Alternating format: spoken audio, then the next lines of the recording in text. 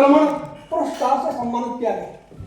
सबसे ज्यादा विकास दर मध्य प्रदेश की रही, वही चेहरा अब हिंदुस्तान में तुम चाहेंगे माननीय चौहान साहब, मौका है देश का मामा बनने। अब जो सिंधु जल समझौता है, उसे एक निवेदन तो कल यह करूंगा सभी से ही। एक मेरा लेख है सिंधु जल समझौता पर, उरी और पुलवामा से पहलगांव तक सिंधु जल समझौता। जिनको चाहिए मैं कई को डाल भी चुका व्हाट्सएप सॉफ्ट कॉपी, और भी डालूंगा। जो पढ़ सके वो जरूर पढ़े, और इस पर कोई सहमत हो ऐसा हो तो ऐसा व्यक्त करे, उसमें कोई दिक्कत नहीं। तो हम जब तक पढ़ेंगे नहीं तब तक आगे हम भी नहीं बढ़ेंगे, देश भी नहीं बढ़ेगा। पढ़ना जरूरी, लिखना जरूरी है। और इसी क्रम में जो प्रस्ताव बनाया इस लेख के बाद, वो पढ़ता हूं आप सबके सामने। प्रस्ताव सिंधु जल संधि के निरस्तीकरण हेतु, अभी तो निलंबन हुआ है, निरस्त नहीं हुआ, और हम इसको पर्याप्त तो मानते हैं केवल स्वागत के लिए, लेकिन वास्तव में किसानों के लिए वह पर्याप्त है।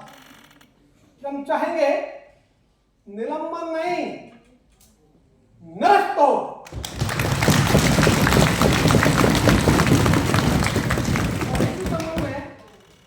छोटा सा प्रस्ताव है।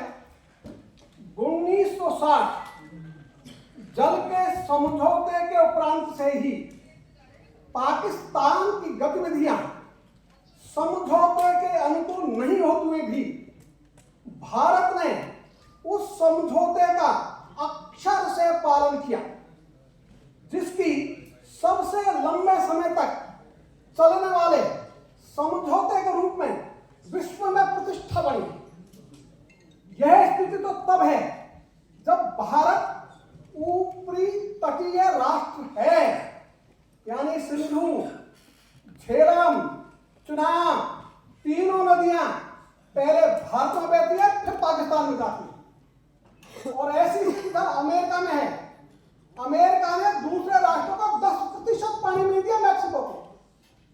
यही स्थिति चीन की है। जो नदी चीन से बहती है, दूसरों को 10% पानी भी नहीं है। ये भारत का बड़ा दिल है, तो हमने तो बड़ा भाई मान लिया पाकिस्तान को, लेकिन पाकिस्तान हमको बड़ा भाई का छोड़ो भाई भी नहीं मानता। ये दर्द हमारा। इसलिए हम ऊपरी तटीय राष्ट्र है, हमारे बिना कोई भी किसी भी जल का उपयोग नहीं कर सकता। तो भी हमने बड़ा दिल रखकर इस समझौते का लंबे समय पालन किया, चाहे आक्रमण हुए, चाहे आतंकवादी हमले हुए, कुछ हुए। और आगे मैंने लिखा सिंधु, झेलम एवं चुनाव नदियां भारत से बहती हुई ही पाकिस्तान जाती है।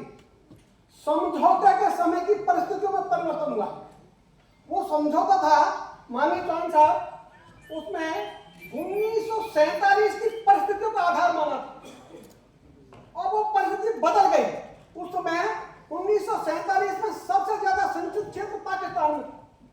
यदि यही समझौता भौगोलिक आधार पर होता तो हिंदुस्तान को पानी मिलता 82%, पाकिस्तान को मिलता 18%।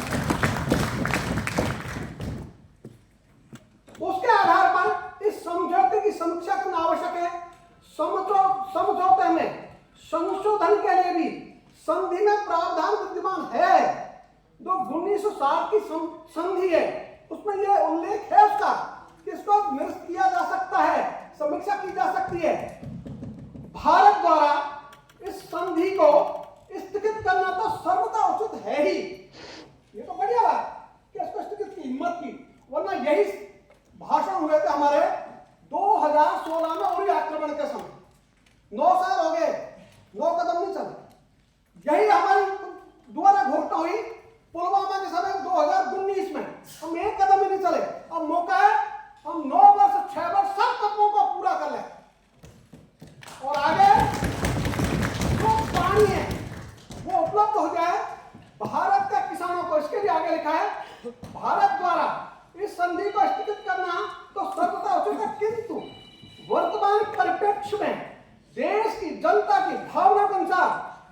विरोधी को निरस्त किया जा रहा है अपरिहार्य है। हम सब उपस्थित संगठनों का, हम सब की ओर से, इसको अभी हमारे भाई मलिक बोल रहे थे, हम सब संगठनों की ओर से प्रस्ताव है, हम सब उपस्थित संगठनों का दृढ़ मत है कि इस सिंधु जल समझौते को निलंबन के स्थान पर निरस्त किया जाए तथा भारत के हित में पानी का उपयोग एवं समुचित प्रबंध किया जाए। तो उपयोग का समुचित प्रबंध हो तो आज तो कई बार झगड़े देखते हैं पानी के लेकर, कभी पंजाब, कभी हरियाणा, कभी राजस्थान और कभी बाकी प्रदेश ही नहीं दिखे। तो ये जो पानी है इसका उपयोग सबके लिए, पूरे देश के लिए, पूरे देश के किसानों के लिए यह आवश्यक है। ये समझौता निरस्त हो, इसके लिए यह प्रस्ताव रखा गया है। हम सबकी यदि इच्छा हो कि हम इसको सर्वसम्मति से पारित करें तो बताओ क्या मतलब सभी का? माननीय